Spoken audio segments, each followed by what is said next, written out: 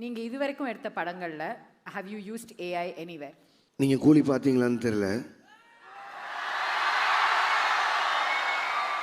நீங்க பார்த்துட்டீங்கன்னு நினைக்கிறேன். அதில் அந்த ஃப்ளாஷ்பேக் சீக்வன்ஸ் வரும்ல,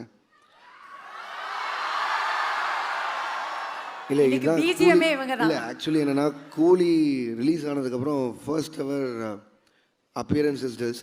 ஸோ அதனால இப்போ சொல்கிறேன், நடித்தது ரஜினி சார், அது டிஏஜ் பண்ணோம்.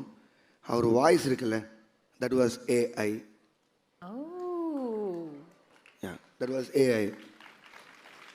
இன்ட்ரெஸ்டிங்.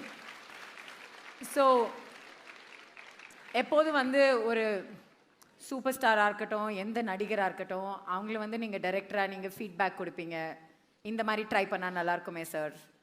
ஏஐ கிட்ட எப்படி சார் ஃபீட்பேக் கொடுத்து, how is that working relationship? அதுதான் ரொம்ப ஆக்சுவலி பிடிச்சிருக்கு. அப்படிங்களா? ஃபீட்பேக்கே இருக்காதுல்ல, நம்ம சொல்கிறது செய்யும்.